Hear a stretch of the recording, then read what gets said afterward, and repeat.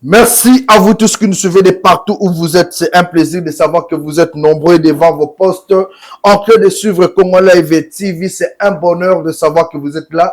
La République démocratique du Congo laisse l'unique pays et l'unique héritage que nous devons tous défendre. À vous tous qui nous suivez, bienvenue. Nous allons tout faire pour entrer en contact avec Moïse Monidela, qui est le président du parti politique CONAD. Avec lui, nous allons discuter sur l'actualité politique en République démocratique du Congo, la main tendue de Félix Antoine Tshisekedi, l'opposition qui boude cette main, Martin Fayulu qui séjourne déjà aux États-Unis. Après la déclaration, Martin Fayulu a été interpellé aux États-Unis où il séjourne. Certainement, c'est pour changer sa position. Moïse Katumbi Tshapwe qui séjourne bien sûr en dehors de la République démocratique du Congo ne veut pas participer à ce gouvernement puisque pour Moïse Katumbi, Félix Tshisekedi ne respecte pas les accords, ne respecte pas les principes. Est-ce que cette décision sera maintenue jusqu'à la fin? C'est la question que toute la population, l'opinion tant nationale et internationale se pose. De l'autre côté, il y a l'ancien rebelle et le président du parti politique en vol, la personne de Delis Sesanga avec son parti politique et aussi n'ont pas voulu accepter ou répondre positivement à la main tendue par Félix Antoine Tshisekedi. Mais quel est l'avenir pour le prochain gouvernement? Jusque-là, il y a deux opposants qui n'ont pas encore donné leur position. Le tout récent libéré de la prison centrale de Makala, Kabound, qui n'a pas aussi donné sa position. Et de l'autre côté, il y a Mouzito ainsi que son parti politique qui, on attend leur position. Alors, pour ce nouveau numéro, comme je l'ai annoncé, nous allons prendre M. Moïse Monidela avec qui nous allons discuter de l'actualité de l'heure. Il va nous donner sa position, qu'est-ce qu'il pense de la République démocratique du Congo, qu'est-ce qu'il pense de ces gouvernements à la main tendue du chef de l'État. Il est bien sûr en dehors du pays, il nous reçoit déjà. Bonjour, Excellence Moïse Monidela. Bonjour, cher ami journaliste. Merci beaucoup. Nous vous recevons en direct. Il y a l'opinion tant nationale et internationale qui voulait entendre votre intelligence, votre savoir par rapport à ce qui se passe dans notre pays. Il y a le chef de l'État, Félix Antoine Tshisekedi, qui a annoncé la formation du gouvernement d'union nationale, opposition, majorité, société civile. Est-ce un bon message pour la nation congolaise? Vous savez, en politique, j'ai l'habitude de définir la politique comme étant l'addition, la multiplication et non la soustraction ou la division. Ça voudrait dire tout simplement que les gens en politique doivent se mettre ensemble. Et surtout lorsque le pays est en péril, comme c'est le cas de notre pays, les gens doivent se mettre ensemble. C'est un impératif. Et lorsqu'on voit les menaces de notre pays, même la balkanisation, n'ayons pas peur de mots. Parce que ce mot a été prononcé par Patrice Lumumba et beaucoup de nos aînés.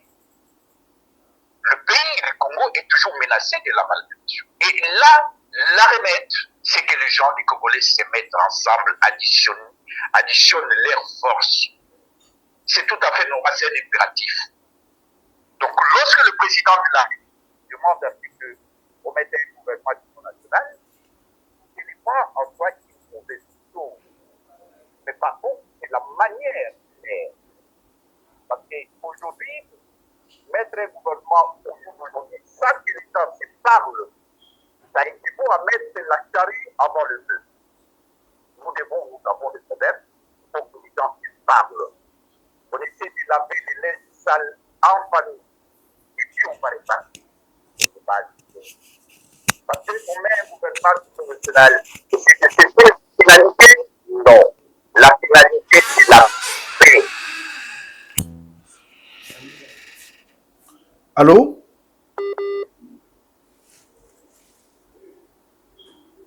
Allô? Donc, là, en fait de couper la poire en deux, je ne suis pas un noniste non à tout et je ne suis pas quelqu'un qui dit oui à tout. Parce que les gens, on ne construit pas le pays en étant dans des extrême gauche ou extrême droite. Valéry Giscard d'Estaing disait qu'on dirige un pays au centre. Et aujourd'hui, notre pays est menacé dans son existence. On ne peut que se retrouver au centre. On doit, les fils et filles de ce pays doivent se mettre ensemble. Ensemble, nous serons forts et ensemble, nous allons construire le pays.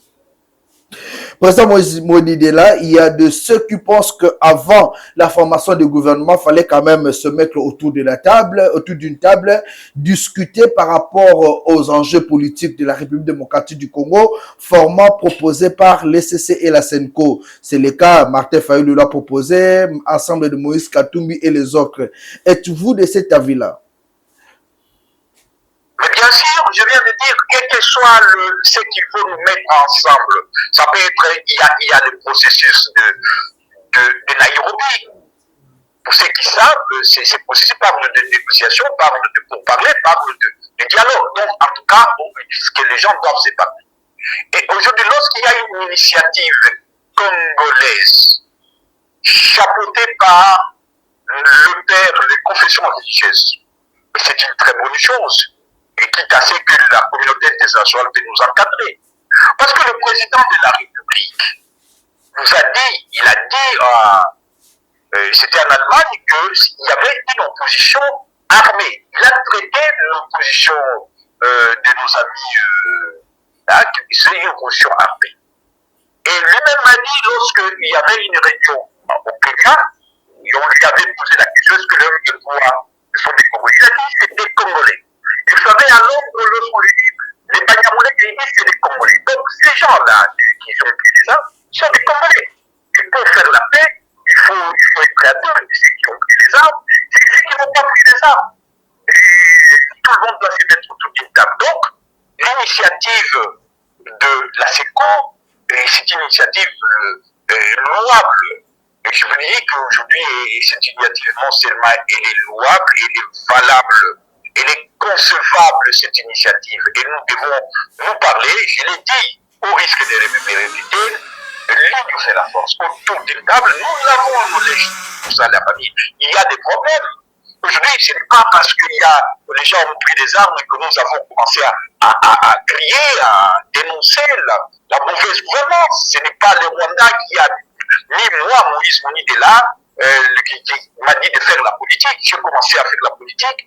Depuis au lendemain de la création de l'IDPS, je suis en politique. Pourquoi? Parce qu'il y avait la mauvaise gouvernance, il y avait la violation systématique des droits de l'homme, il y avait la gabegie, le népotisme, le clientélisme politique. Aujourd'hui, ces mots reviennent avec force, alors que nous, avec Félix Tshisekedi, notre frère qui dirige aujourd'hui le pays, nous étions dans l'UDPS où on disait les choses doivent changer. Plus jamais ça, on puisse tuer les Congolais pour leurs idées. Lorsque quelqu'un critique, on ne puisse pas le mettre en prison. On ne puisse surtout pas tuer quelqu'un pour ses idées. Et que le Congo devait être le centre de l'Afrique. C'est ça notre rêve. Les rêves de Tshisekedi, les rêves de Patrice Lumumba, les rêves de Mosé Laurent Désiré Kabila. Et nous avons hérité de ces rêves-là. Mais qu'en est-il aujourd'hui? Donc c'est ça, donc ce n'est pas. Parce qu'aujourd'hui c'est trop réducteur lorsque quelqu'un ouvre la bouche. Je dis, bon, c'est le Rwanda. Est-ce que moi j'ai entendu le Rwanda pour faire la position, pour faire la politique dans mon pays? Donc il y a des problèmes. C'est vrai, il est vrai que le Rwanda est derrière nous faire là, mais il y a des Congolais. On peut les détacher du Rwanda. Et nous parlons de problème congolo-congolais. Donc parce que lorsque le président Félix dit que c'est Kabila qui est derrière le M23. Si elle est vraie, alors c'est donc ça veut dire que c'est des problèmes que peut résoudre entre nous Congolais en dehors du Rwanda. Et là, je pense que le moment est venu pour qu'on se mette ensemble. Et là, il ne faut pas avoir qu'on voit que les uns vont gagner ou les autres vont perdre. Où il y a les saints d'un côté et les diables de l'autre côté. Ça, je m'en tiens aux propos de nos pères des églises et je fais mienne ces propos-là pour dire qu'il n'y a pas de saints d'un côté et le diable de l'autre côté. Nous sommes tous le fils de ce pays et pour construire, nous devons pour réconcilier. Et pour cela, les gens doivent demander pardon. Je vois les gens parler, il y a des gens qui parlent ici et là. Moi, je trouve que la moindre des choses, c'est tout d'abord reconnaître ses erreurs. Et là, c'est ce côté-là, je ne vois pas. Mais enfin, nous ne sommes pas à l'église, la politique est laissée mêler, mais nous devons nous parler. Et en regardant enfin, donc, les yeux dans les yeux, je pense qu'il y a possibilité de trouver une solution. Parce que les dialogues, c'est dans notre ADN. On ne peut pas se fatiguer de dialoguer. Dans une démocratie, on ne se fatigue pas de dialoguer. C'est-à-dire que nous, on va se dialoguer combien de fois. Le dialogue doit toujours être permanent dans une démocratie. C'est ça la sève de la démocratie, c'est le dialogue. Si on dialogue pas, on fait quoi? On prend des armes. Donc, on doit dialoguer. Quand vous remarquez l'histoire de notre pays, on a commencé à dialoguer depuis 1960, même avant 1960. Il y a eu table ronde de Bruxelles, il y a Louvaillon, il y a eu une conférence nationale souveraine, il y a eu Tananarive, il y a eu Sun City, il y a eu la CENCO, le CELCIPET, il y en aura toujours les dialogues. Et on ne doit pas se fatiguer pour ça. Et chaque fois qu'on dialogue, on fait quand même un pas. Il y a quand même des avancées. On ne peut pas dire qu'on a gagné, Non, la conférence nationale, c'était un mois. Même si il y a en politique, déplicité n'est pas toujours cadre. Et ce n'est pas une science exacte. Mais le dialogue permet quand même que les gens se parlent et se regardent en face. Les gens ne savaient pas que les Congolais pouvaient s'embrasser à Sun City. Et nous étions là, on a mis un gouvernement fiscal, on a organisé, il y a eu une constitution, les référendum, une élection, somme toute quand même acceptable. Et les gens ont accepté les résultats de ces élections en 2006. Même si après c'était devenu autre chose. Donc il faut que les gens se parlent. Il y a une portion de l'opinion qui pense que les dialogues qui sont organisés en République démocratique du Congo aboutissent toujours au partage de gâteaux, mais on ne résout pas les vrais problèmes. Mais est-ce que par rapport à ce dialogue qui sera prochainement organisé par la CENCO et l'ECC, est-ce qu'on va toucher les vrais problèmes et résoudre cela une fois pour toutes? Oui, mais c'est pour ça que je dis, ne mettons pas la charrie avant le bœuf. Au risque de les C'est-à-dire que nous devons parler du but, la finalité, je viens de dire que c'est pas le partage du pouvoir. C'est que les gens puissent avoir des responsabilités parce qu'on ne peut pas crier toujours en restant sous les manguiers ou sous les sabotiers. On doit être, pourquoi doit être politique? C'est pour gérer. C'est ça, on ne peut pas dire une chose et vouloir une chose et son contraire. Les politiques, c'est pour gérer. Quelqu'un qui crée son parti politique, c'est pourquoi faire. C'est faire la gestion. Mais en attendant qu'il puisse y avoir des élections, les gens doivent se mettre ensemble parce qu'il faut baliser le terrain. Et là, ce n'est pas, on va appeler des anges qui viendront diriger le pays. Ce sont les Congolais. Félix est là, le président Félix a eu un mandat. On l'a contesté, c'est vrai, on l'a contesté. Mais il est là. Il est le chef de l'État, il engage l'État. Mais écoute, autour de lui, on peut faire une transition, mais je ne vais pas, moi non plus, commencer à mettre la charrue parce que c'est dans ces dialogues. Mais on peut envisager un gouvernement d'union nationale, mais d'autres forces vont se mettre ensemble pour voir comment on peut revoir la CENI, voilà, la Cour constitutionnelle, qu'on ne puisse pas toucher par exemple à la Constitution, tout ça. Parce que les problèmes, ce n'est pas seulement les armes. Vous voyez que ça, il y avait des tensions fortes dans ce pays lorsque le président Félix voulait toucher à la Constitution. Ça crée des tollés. Qu'est-ce que ça, on a entendu le Rwanda qui nous a dit de changer la Constitution. Donc il y a des problèmes congolais. On ne peut pas se cacher la face. Lorsque les gens, il n'y a pas de route, il y a la mauvaise gouvernance. Lorsqu'on ne paye pas nos militaires, et vous voyez quelqu'un les gens qui dilapident 400 millions, quelqu'un qui dilapide ça, 400 millions.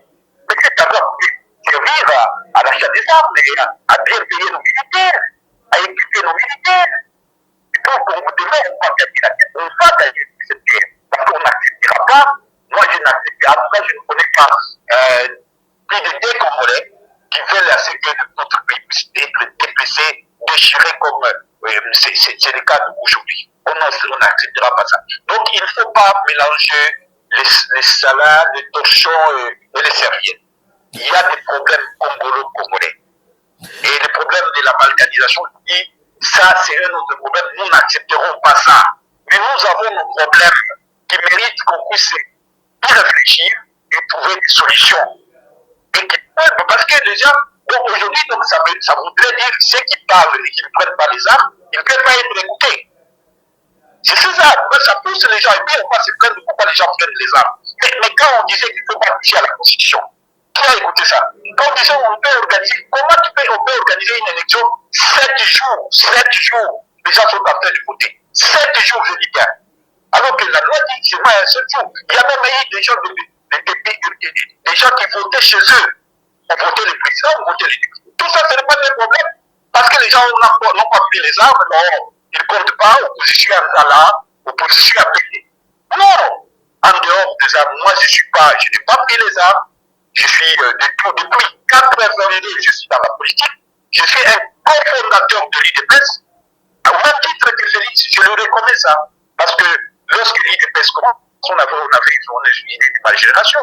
On était sous la houlette, je dirais, la houlette de nos 13 parlementaires. Et Tshisekedi, c'est notre père. Donc nous, on n'a pas le problème du Congo. Il ne faut pas donner le prix seulement à ceux qui prennent les armes. Il faut écouter même ceux qui n'ont pas pris les armes. Il y a des problèmes au Congo qui méritent qu'on se met autour d'une table pour trouver des solutions adéquates, idoines. Et ça, il ne faut pas que chaque fois qu'on vient nous dire, non, ceux qui ont pris les armes là, ils sont aussi congolais. Ils sont congolais. Je ne sais pas il est dit du président lui-même de la République. Si le président lui-même dit que c'est Kabila, Kabila c'est pas un Congolais, il était président de ces pays. Quand il dit que les Banyamulés sont des Congolais, c'est les Banyamulés aussi, il y a aussi des revendications de cet ordre-là, du Banyamulais. Lorsqu'il dit au cours d'un sommet, le président, outre les guerres, on lui a demandé, est-ce que les M23, on a demandé à le président Félix, est-ce que les M23, ce sont des Congolais? Il dit que ce sont des Congolais. Vous voulez dire que ce ne sont pas des Congolais? Mais si c'est des Congolais, on ne va pas les jeter dans la mer. Il faut être réaliste. Il faut être pragmatique. Donc, même si on gagnait la guerre et les dialogues se posent, la vraie victoire, c'est autour d'une table qu'on consolide une victoire militaire. Même au cas d'une victoire militaire, on consolide la victoire militaire autour d'une table de négociation. Aujourd'hui, l'Israël est en mer, Israël et la Palestine. Mais il y a idée pour parler pour la libération de prisonniers et des otages. Déjà, se parle. On finira par se parler. Il faut qu'on se parle. Et il ne faut pas avoir peur. Il ne faut pas être sectaire. Il ne faut pas avoir peur. Il ne faut pas être sectaire. Mais il faut être réaliste. Et le réalisme nous pousse à dire que nous devons nous regarder les yeux dans les yeux, nous devons nous parler. Il n'y aura pas de sujet tabou, il faut un dialogue inclusif. Et lorsque je dis inclusif, cela ne veut pas dire qu'on va mettre autour d'une table 110 millions, 150 millions ou 120 millions de Congolais. Non, déjà représentatif, et la société civile doit être associée, les étudiants, et les hommes politiques, les femmes, et autour d'une table, et ça s'est passé, nous ne devons pas avoir peur de dialoguer.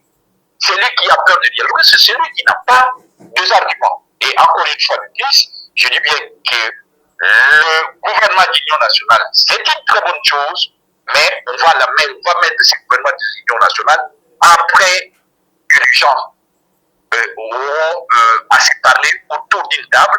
Et là, il y a une initiative des évêques, il y a une initiative de la des confessions religieuses. Je crois que après cela, on mettra le gouvernement d'union nationale.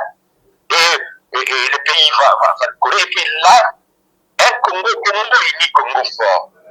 Parce que même les Écritures nous rappellent qu'un royaume désuni ne peut pas gagner une guerre. C'est illusoire de penser qu'on peut gagner une guerre comme ça. Il y en a là.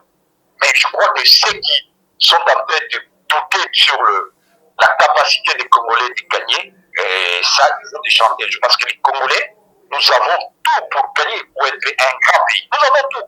On ne peut pas continuer à jouer avec un pays comme les nôtres, avec tout ce que Dieu nous a doté comme potentialité.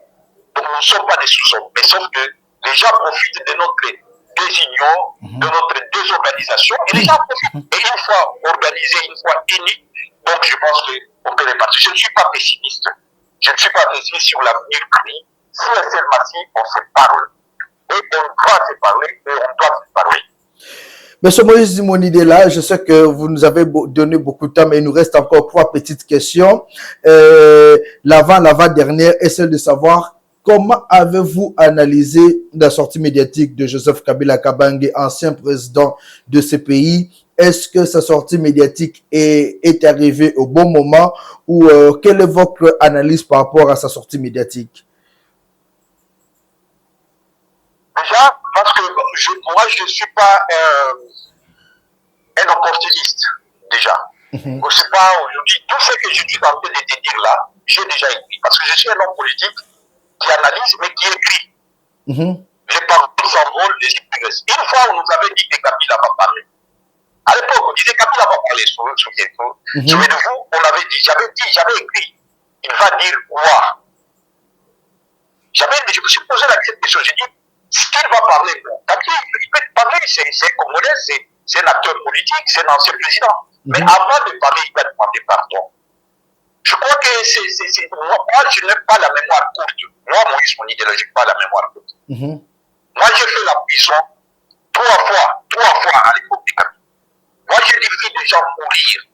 On ne dira pas que ces gens sont morts comme ça. Moi, je les ai vus. J'ai écrit, j'ai témoigné. J'étais en prison. Donc, je ne dis pas que le pouvoir qui est là, je ne fais rien pour non. Mais cela ne veut pas dire parce que c'est une chose que et que nous devons pour le proclamer. Donc, ça voudrait dire que nous avons la pouvoir. Tu peux parler, tu dois parler. Quand est-ce qu'il doit parler? Non, ce n'est pas à moi de dire ça, tu dois parler. Il devait parler, il devait parler, c'est Congolais. Mais c'est quand même un démantèlement. Il a le droit de parler. Pourquoi il ne parlerait pas? Mais je crois qu'il y a moins de choses avant qu'il y a les militaires. J'aurais voulu qu'il commence par demander pardon, par faire amende honorable. On a cette culture-là de dire, bon, nous avons commis quand même des erreurs hier, aujourd'hui, mais c'est poser en bonheur de leçons du début à la fin, ça, je ne suis pas d'accord. Je ne suis pas d'accord. Je sais qu'aujourd'hui, il y a des choses qui ne marchent pas. Ça, je le sais, je suis mieux placé pour le savoir. Je dis bien, je suis mieux placé pour le savoir. Les violations des droits de l'homme dans ce gouvernement de Félix, il y en a. Il y en a. Le détournement, il y en a. Mais hier, il donne menacement des morts. Ça, c'est trop facile. C'est-à-dire, on se moque de nous, Congolais, parce qu'on croit que... Tu sais pourquoi ça nous arrive? Parce qu'on se dit, les Congolais ont plus vite. Effectivement. Nous n'avons pas de mémoire. Un peuple sans mémoire, c'est un peuple sans histoire. Un peuple sans histoire, c'est un peuple sans avenir. Nous devons avoir la mémoire. Nous ne devons pas avoir la mémoire courte. Et moi, Moïse Kounidela, je n'ai pas la mémoire courte. Ce n'est pas qu'on a la haine. Ce n'est pas que non. Mais quand même, un petit geste de... Tu sais, Mobutu a raté d'entrer dans l'histoire. Il suffisait que Mobutu dise, tout ce que je demande pardon. Le pardon libère. Moi, je suis un musulman. Bientôt, ce sera le mois de Ramadan. On nous demande de lui pardonner. On nous demande de pardonner. Mais la moindre chose, c'est cette humilité-là. Cette humilité-là. Bon, Kabila doit parler, Kabila. Il a beaucoup de choses. Nous avons la chance d'avoir un ancien président de la République. C'est une chance. Il connaît beaucoup de choses. Il connaît beaucoup de choses. Et quand on a nous dit que en 2018, celui qui a gagné les élections, c'est Fayou. Mais qui était président? Qui a cautionné ça? Et tout ça, ça passe comme ça, parce que le Congolais, dans d'autres pays, mais c'est extrêmement grave. C'est-à-dire que Fayou a gagné les élections, on va après Fayou, on a pris Félix. Et qui a fait ça? C'est pas Kabila. Et aujourd'hui, il se plaint parce que Félix, donc il a été criblé. J'avais dit, il a été criblé comme un petit enfant, excusez-moi les mots, mais il a été criblé. Et voilà, il veut se manger. Non. Moi, je ne m'inscris pas dans la vengeance. Je ne m'inscris pas dans la vengeance. Je ne dis pas que Félix est sincère. Je ne le dirai jamais, au grand jamais. Il y a des malversations financières, il y a des détournements, il y a des violations systématiques de droits de l'homme avec Félix. Mais n'oublions pas qu'hier, Kabila aussi l'a fait. Si on oublie vite comme ça, et quelqu'un d'autre viendra Il va dire que les Congolais sont comme ça, il faut oublier. Bakobo Sana, Bakobo Sana. Mais ce n'est pas comme ça. Mais il devait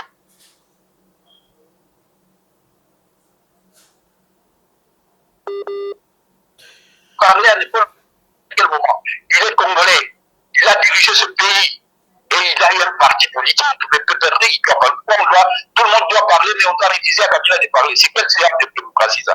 Il doit parler. Mais moi, je trouve que le reste, il a dit beaucoup de choses qu'on a appréciées. Et Félix aussi, il y a des choses qu'il a fait bien, mais qu'il est en train de faire, des choses bien, mais d'autres choses qui ne sont pas acceptables. C'est vrai. Donc moi, je ne suis pas là pour dire que non, il faut jeter Kabila dans la mer, il ne peut pas parler. Non, il doit parler. Alors, on peut... Il a le droit de parler. Mais sauf quand on analyse, c'est que Dieu, pour chacun de nous, doit tirer les leçons. Moi, je dis, avant, si vous me demandez de dire, mais je vous viens de vous dire, par exemple, la date, il a seulement stigmatisé, il a seulement épinglé les élections qui n'étaient pas bien organisées de 2023. Je trouve que ce n'est pas juste. Et j'aurais voulu qu'il commençât par, surtout par demander pardon. Et si nous devons instaurer cette culture, c'est là, cet impératif-là, c'est même pour Félix. Il doit avoir l'humilité.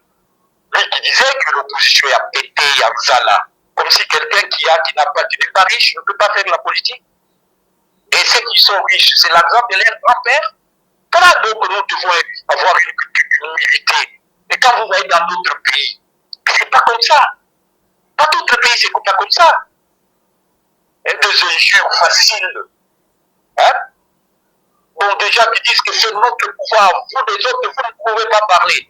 Mais comment une armée? Alors, l'armée, c'est l'armée des poules de la Swahili, du Congo, du Kalouba et tout ça. Dès que vous dites ça, mais il y a dans l'armée, il y a des gens qui disent, ah non, les autres disent que nous n'avons que pouvoir. Donc, on n'a pas besoin de ces genres de discours identitaires, sectaires, communautaires. Nous sommes tous Congolais. Nous sommes tous Congolais. Hein? On n'a pas besoin de tribus. Tribus, oui, mais pas de tribalisme, non. Chacun vient de quelque part. Mais nous sommes tous les enfants du Congo. Notre dénominateur commun, c'est le Congo. Notre dénominateur commun, c'est le Congo.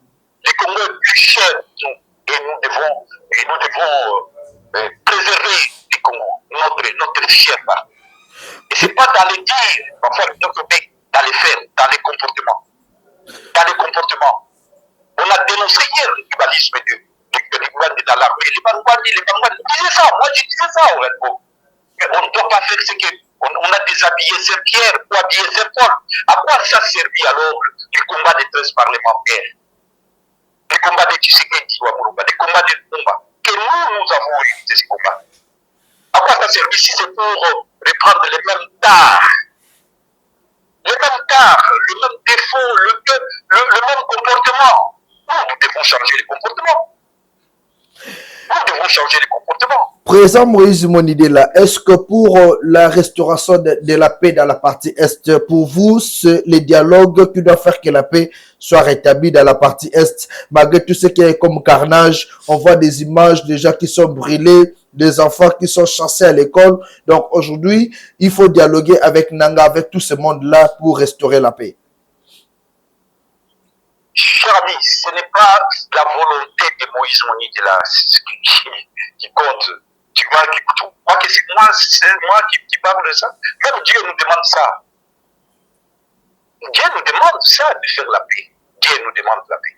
Nous les musulmans, à chaque fois, on se voit, on se dit, assalamu alaikum. Que la paix du Seigneur soit là. Même les chrétiens, ils disent que la paix du Seigneur soit là. Et cette paix-là, les gens se sont battus, il y a eu la guerre. Mais nous devons faire la paix maintenant. On ne va pas changer les frontières. Et Rwanda sera toujours notre voisin. Est-ce que ce n'est pas le président Félix qui nous a dit que le Rwanda était un partenaire fiable? Ce n'est pas le président Félix. Moi, j'étais au stade. Je me souviens, j'étais au Katanga lorsque j'ai appris que le corps du président Tshisekedi est là. J'ai tout mis de côté et je me suis précipité. J'étais là avec un ami, Jean-Claude Fouemba. Il y avait aussi un autre parlementaire qui vient de mourir, là, qui est mort du Bakou. Non, nous étions là.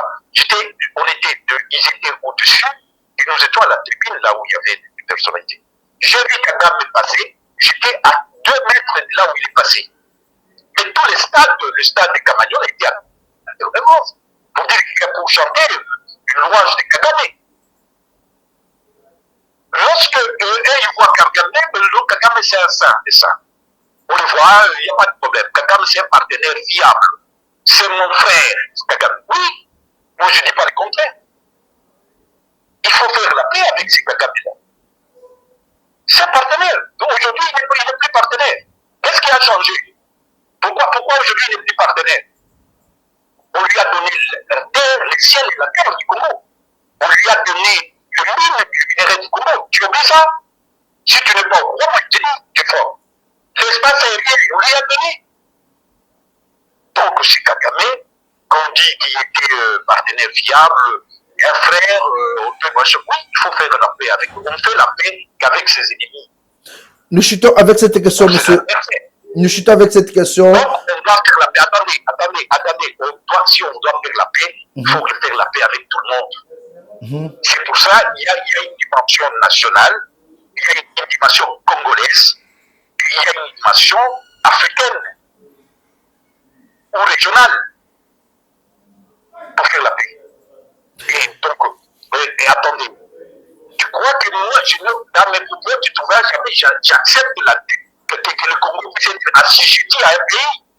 Mais au jour d'aujourd'hui, tel que le Congo est là, le président, c'est le président de la République. Tu sais, le président, c'est parce que les gens ne le suivent pas. Les gens, il a des conseillers qui lui disent ce qu'il aimerait bien entendre. Mais le président lui-même, il est très critique envers lui-même. Ou parfois, il fait des analyses. Il a dit que l'on n'a pas une armée. Alors qu'à une période, il disait que nous avons une bonne armée organisée. Alors là, il a dit que les militaires ont été corrompus. Avec les militaires corrompus, vous allez gagner la guerre. C'est-à-dire qu'il y a un temps pour réorganiser notre armée. Donc la victoire militaire, je fais cette victoire militaire. Dès que nous sommes organisés, nous les Congolais, le Rwanda hésitera de nous agresser. Parce qu'il aura la frappe qui n'oubliera pas. Nous, on peut annexer le Rwanda. Donc, si le Rwanda il s'imagine annexer les Congo, ça peut être le contraire. Vous savez que s'appelait la République du Congo et du Rwanda Burundi. Si eux peuvent revendiquer autour, nous devons revendiquer le Rwanda. Tu crois que c'est eux qui peuvent nous accueillir? Il ne faut pas avoir peur du Rwanda. Moi, je n'ai pas peur du Rwanda. Le Congo organisé, le Congo uni, le Rwanda aura peur. C'est ce que je suis en train de dire. Ne me fais pas dire ce que moi, je ne suis pas pour que le Rwanda puisse nous annexer. Comment je peux m'imaginer, on peut s'imaginer. Si on dit qu'on doit discuter avec le Rwanda, c'est pour dire au Rwanda, désormais, messieurs, pour telle revendication, c'est quoi les revendications du Rwanda? On met ça sur la table. Et c'est parce qu'ils jouent de notre division. Kagame joue de notre division. Si nous sommes unis, Kagame ne peut pas oser. Nous seulement Kagame, c'est ce qu'il est, c'est le pays en Afrique qui va oser nous attaquer. Il n'y a aucun, je ne vois aucun. Parce que nous sommes un mastodonte. Nous sommes un grand pays. Nous avons les attributs de la souveraineté, non seulement de la souveraineté, de la puissance. Le Congo, c'est une puissance qui s'ignore. C'est une puissance qui n'est pas organisée. Une fois organisée, aucun pays osera nous attaquer. C'est ça que je suis en train de dire.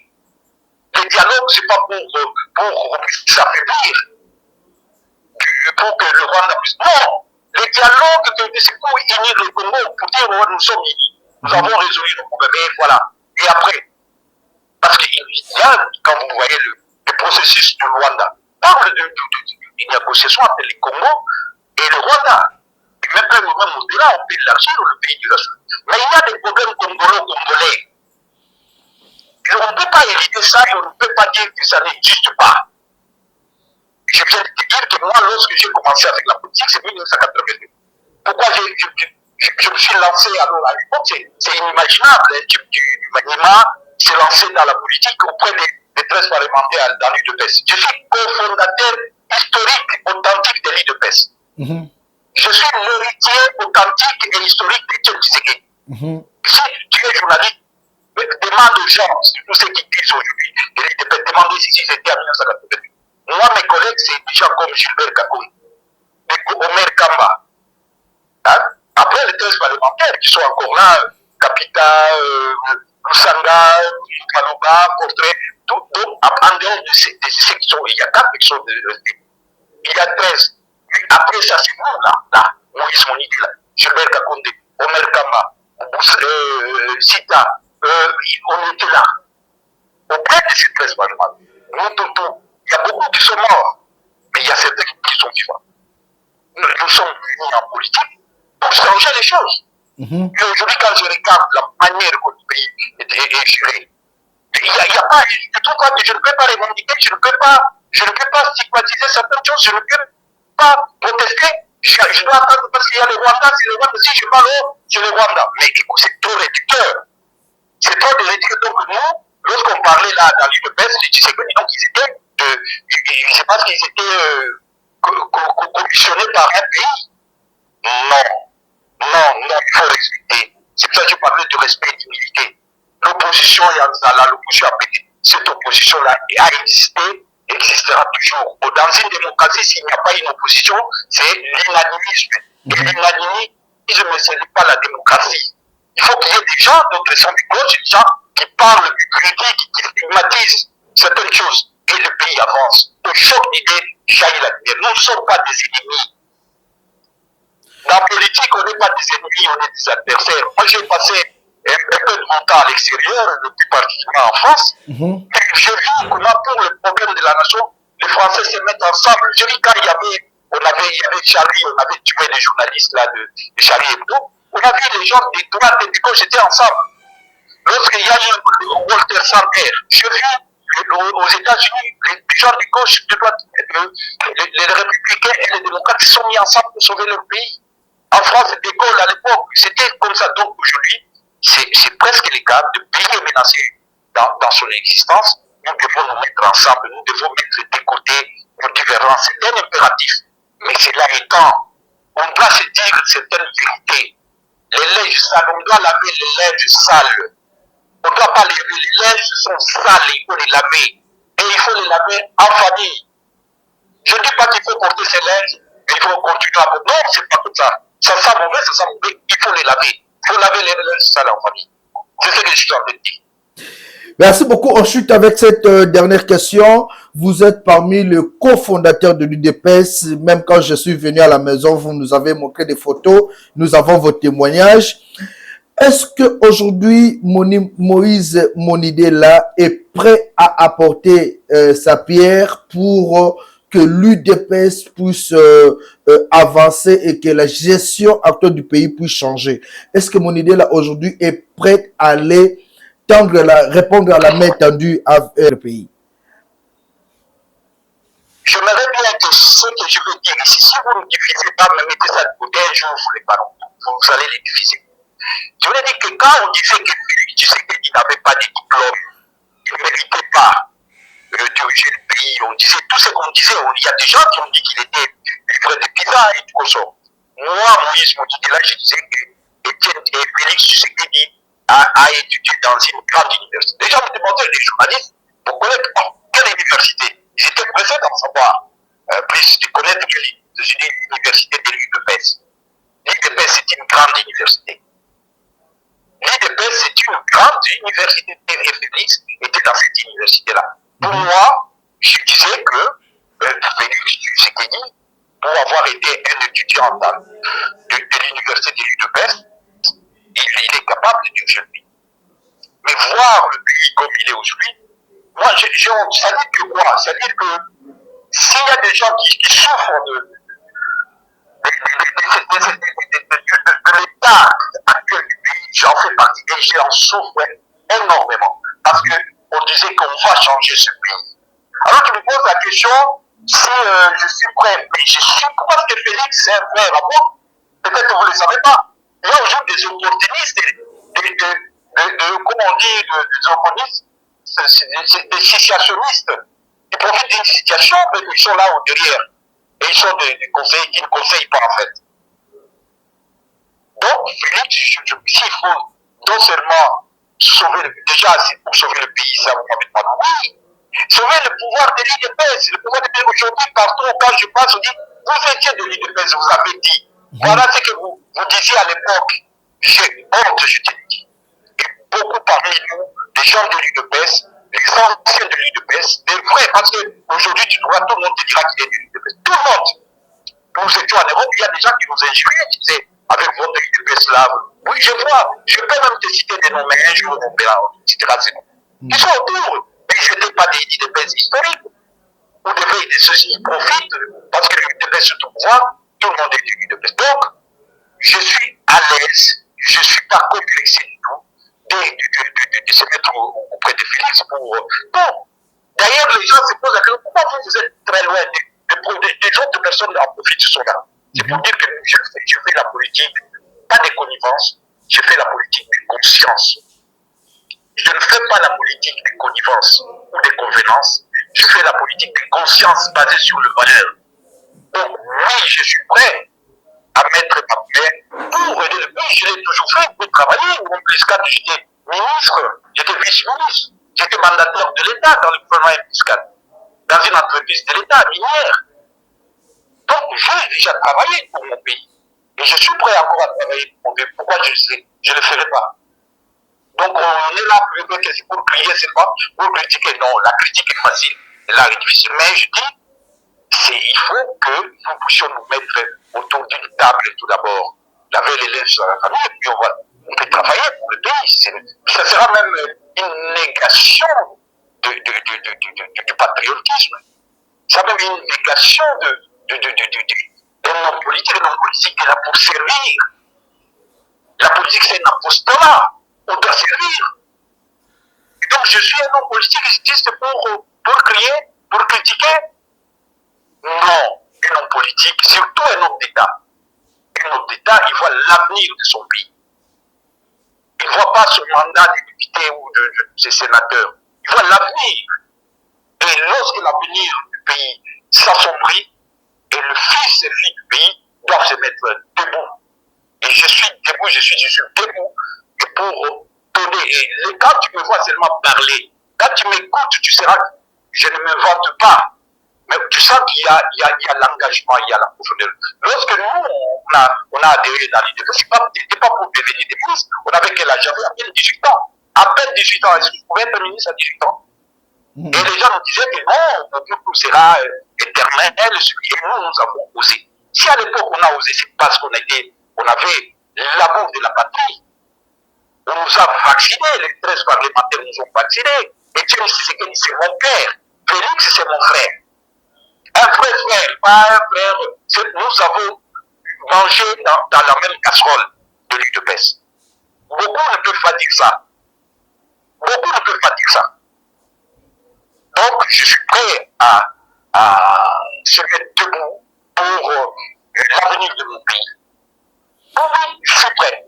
Si c'est ça la question, mais écoute, c'est une question qui ne peut même pas, ne se pose même pas. Ça s'impose à moi. Ça s'impose, mais ça ne s'impose pas, cette question.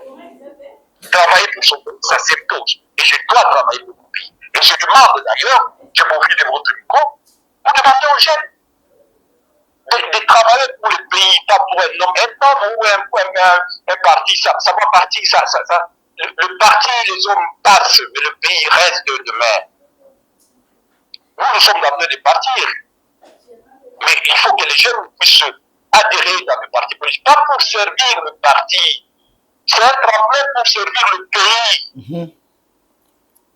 Voilà, donc les jeunes doivent...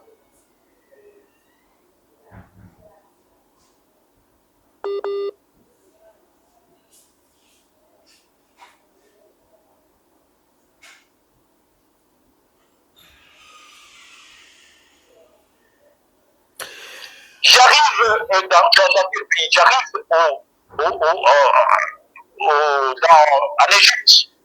À l'aéroport, je trouve Air Égypte, il y avait à peu près 15 avions. À peu près, je peux dire même 25 avions. Mais vous balayez seulement dans les yeux un simple coup d'œil, vous voyez, il y a plus de 15. Mais nous n'avons même pas un avion. Même pas un avion. Et l'Égypte, qu'est-ce qu'ils ont? On nous a donné le cours de géographie. Parce qu'on disait, l'Égypte, c'est un désert. Sans le Nil, l'Égypte ne serait qu'un désert. Mais allez voir l'Égypte. Un désert fermement l'Égypte par rapport au Congo. Pourquoi? Tout simplement parce que l'Égypte n'a même pas de l'eau. La richesse de l'Égypte, c'est les fleuves. Et nous avons le fleuve Congo est plus que le fleuve Nil. Tu sais bien, soit le Nil est plus long que nous, et puis nous, l'Éthiopie plus que l'Égypte. Nous avons étudié ça. Mais regarde, donc nous avons, je peux résumer que nous avons le même fleuve, le fleuve de même ordre. Mais l'Égypte s'est développée à cause de son fleuve. Et nous, notre fleuve est un dépotoir. Là, on doit jeter tout ce qui compte. Des ordures, c'est là-bas. Et est-ce que tu trouves ça normal? Donc, je suis en train d'interpeller la jeunesse que nous avons le plus beau pays du monde, le plus grand pays du monde, le plus riche pays du monde. Mais pourquoi ce pays est dans cet état? Parce qu'il manque des hommes. Koumassamba, cher ami, je vous appelle comme ça, retenez ça, mettez ça dans des tiroirs. Aucun professeur d'université même il ne peut pas me contredire. Le pays se développe avec les hommes. Le capital humain, c'est ça la plus grande richesse d'un pays. Voilà. Et nous avons besoin de jeunes consciencieux. Pas de gens qui font des dialogues lourds. Des gens qui applaudissent tu es grand prêtre. Donc des flatteurs. Ce n'est pas avec des flatteurs qu'on peut développer ce pays. Malheureusement, aujourd'hui, la plupart des jeunes sont des flatteurs. Lorsque nous sommes les auprès des 13 parlementaires, on était jeunes, on pouvait suivre Mobutu. Parce que Mobutu, on nous disait que c'est lui l'alpha et l'oméga. On disait ça. Mais nous, on était jeunes, on avait, tu crois qu'on est vieux, les gens croient que nous sommes des vieux. Nous étions des jeunes comme ça. Mais nous avons dit non à un homme, Mobutu. Il pouvait nous écraser comme des mouches. Beaucoup ont été écrasés comme des mouches. Mais aujourd'hui, les jeunes, c'est facile de faire la politique, tout le monde peut. Mais aujourd'hui, les gens, ils ont choisi la voie de la flatterie. Pas de la patrie. Ils ont choisi les camps de la flatterie et non de la patrie. Et c'est dommage. Avec une telle jeunesse, on ne peut pas développer le pays. Il faut que la jeunesse puisse résister. C'est des jeunes. Ceux qui sont dans l'armée là, ce n'est pas un vieux comme moi qui peut encore servir dans l'armée. Mais c'est des jeunes. Mais des jeunes, lorsqu'on s'enrôle, le militaire, ce n'est pas les armes, mais les militaires, c'est dans la tête. Pourquoi je m'enrôle dans l'armée? Pourquoi je suis sous les drapeaux? Lorsqu'on sait pourquoi on s'enrôle dans l'armée, on peut bâtir une grande armée. Mais on peut avoir, nous avons l'armée de 1300 et comment 130 000, s'il vous plaît. Et le Rwanda, c'est à hauteur de 30 000. Et nous sommes incapables de battre le Rwanda. C'est le président de la République, c'est pas Moïse Mondi de la clé. Et les gens étaient corrompus. Ils ont laissé, si moi je te disais, ça fait du bon, l'opposition, vous avez d'exagérer. Mais les gens ont fui comme de la paix, ils trouvent ça normal. Au même moment, nous disons que nous avons des voyants. Ils sont voyants. Parce qu'ils ne veulent pas dire une chose. Parce qu'ils ne sont pas motivés. On ne les paye pas. Et si le président a dit que maintenant, il va lancer la solde du militaire. Parce qu'ils ne sont pas bien payés. Mais ici, une fois, nous avons des jeunes consciencieux, motivés, bien payés, l'armée équipée. Tu crois que les Rwandais va s'amuser? Non. Tu crois? Jamais. Est-ce que les Rwandais sont des extraterrestres? Non, Non. nous avons, je veux des jeunes consciencieux, je sais, c'est sûr, des jeunes consciencieux, qui ont la conscience, qui ont pris des valeurs, qui savent bien c'est quoi, au lieu de choisir le cas de la flatterie, de flatter, ils choisissent le cas de la patrie. Grand merci à vous, président. C'est ça, nous avons besoin.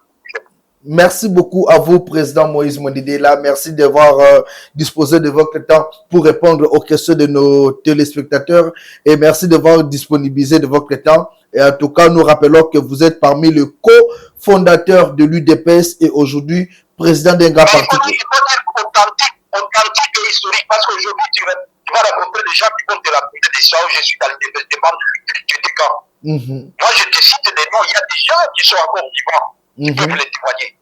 Ouais. Lorsque nous, on a tiré, il n'y avait pas de chaînes de radio libres. Il n'y avait pas c'est dans la clandestinité. Là où se trouve l'univers clé, c'est là où on allait voir le président Tshisekedi. Okay. Là où se trouve le siège Chikiba Samaniba, c'était ça le bureau de l'UDPS. Okay. Il y avait une sorte de cave, c'est là. Donc, nous avons adhéré dans la clandestinité. Des réunions de nuit, on faisait des réunions de la nuit comme des sorciers. La nuit, le matin, il y avait des tracts qui sont et qui distribuaient ces tracts. C'est à nos risques périls. Il y a beaucoup qui ont laissé leur vie comme ça. Ce n'est pas aujourd'hui. Ça date de 1982, 83. Moi, j'adhère à l'IDPS à 83. L'IDPS a été créé à 82. Moi, j'ai adhéré à 83. Vraiment. Hein? Donc, il faut le faire. Donc, je suis un cofondateur historique et authentique de l'UDPS. Je suis un vieux dans la politique congolaise. Je vis de nuit et de famille. Mais il y a des opportunistes qu'aujourd'hui qui sont profiteurs et qui profitent de l'UDPS. Mais c'est pas mauvais. C'est toujours comme ça. Mais il faut qu'ils profitent, mais il faut que le pays aussi en profite. Il n'est pas interdit que les gens puissent acheter des maisons, des villas. Oui, d'accord. Mais le pays dans tout ça. Vous profitez, mais le pays doit aussi en profiter. Le peuple congolais doit en profiter. C'est normal, un ministre doit avoir une belle voiture. Mais le peuple, il faut trouver normal que le salaire qu'on puisse payer le mercenaire, on lui paye 20 millions de dollars, les uns 10 ou 10 millions de dollars par mois, et nos militaires ont à peine 100 dollars. C'est tout ça normal. Vous trouvez ça normal qu'un ministre puisse avoir autant de députés, 21 000, puis il y a des invisibles, la MND, c'est visible. Les invisibles, alors que le soldat n'a même pas 100 dollars. Vous trouvez ça normal? Le président a dit qu'il va faire bon, tant mieux, il faut le prendre, il faut accepter, il faut le pousser à faire ça. Mais ça tarde, ça devait se faire. On l'a demandé parce qu'on l'a demandé de son élection, il pouvait faire ça. Bon, vaut mieux tard que jamais, il n'est jamais trop tard pour le faire. Mais il y a beaucoup de... Et tout ça, il fallait que le Rwanda nous abaisse. Ou quand on dit ça, on dit non, il est proche du M23. Non, c'est trop caricatural, c'est enfantin, c'est réducteur. Parce que ça, on nous disait ça avec Etienne Tshisekedi. On disait contre Mobutu. Mais Mobutu pouvait dire aussi que nous étions des Rwandais, nous étions des Centrafricains, nous étions de Béninois, nous étions... Non, c'est une revendication des Congolais. C'est une revendication congolaise. Ça n'a rien à voir avec l'Occident, l'Orient ou le Rwanda. C'est d'ailleurs honteux de dire que donc les Congolais, pour dire qu'ils doivent manger, qu'ils doivent avoir des routes, et quand il n'y a pas de routes, il y a des ordures partout dans la ville de Kinshasa, c'est le Rwanda. Mais arrêtez, c'est réduire les Congolais comme si nous étions des animaux. C'est-à-dire on ne peut pas dire au Rwanda, regarde comment nous vivons comme des animaux aujourd'hui au Congo. C'est honteux. Et ça, pour moi, Moïse Mounique là, j'ai pas fait à dire ça, il faut qu'il y ait un Rwandais pour me dire ça. Mais c'est me manquer du respect. C'est me réduire au niveau d'un animal. Mais quand on claque mon histoire, le même discours que je tiens aujourd'hui, je l'ai tenu en 1983. Lorsque j'étais étudiant à Likindo, on m'a chassé de Likindo, je suis venu à l'IEC. On m'a chassé. Lorsque j'ai parlé dans des coins, dans les coins, on disait la même chose. Je suis parti en Europe, c'est le même discours. Vous dites que les choses doivent changer. Que le Congolais puisse vivre, puisse jouir des richesses. Et dire ça. Donc il faut que le monde, c'est pour ça qu'il dit non. Il ne faut pas être réducteur. Il ne faut pas mépriser les gens à ce niveau-là. Donc on veut donc Kagame, le Rwanda est devenu de bouc émissaire. Lorsque les choses ne marchent pas, c'est le Rwanda. C'est trop facile. Donc attention, c'est le jouet du peuple. Merci beaucoup. Merci beaucoup, Président. Je pense que on doit encore fixer notre rendez-vous avec avec l'opinion. Cette fois-là, ça sera encore toujours comme ça en direct. Ce sera pour les samedis. Que Dieu fasse grâce pour qu'on puisse encore parler. Un grand merci d'avoir disponibilisé de votre temps. Nous rappelons que Moïse Monidela est parmi le cofondateur historique et authentique de l'UDPS et aujourd'hui président d'un grand parti politique CONAD. Un grand merci à vous, Président, et à ce samedi. Voilà, c'est la fin de cette émission avec le président Moïse Monide. Là, je pense que vous avez compris, le Congo passe avant tout. Nous devons donner nos points de vue, discuter avec le président de la République. C'est lui qui est le garant des institutions. L'UDPS aujourd'hui au pouvoir, l'UDPS incarne le changement. L'UDPS incarne la volonté de la population et nous devons pousser le président à prendre de bonnes décisions pour que le changement arrive dans ces pays. Nous disons non à la rébellion qui se passe à l'est de la République. Nous disons non aux mauvaises langues qui propagent de mauvaises informations pour diviser la population. Nous disons oui à l'unité, à l'amour et surtout au soutien à nos FARDC, à nos Azelende, au président de la République, Félix Antoine Tshisekedi. 081 244 83 09, c'est notre numéro. Bienvenue du programme sur votre chaîne Congo Live Télévision. L'information reste en continu.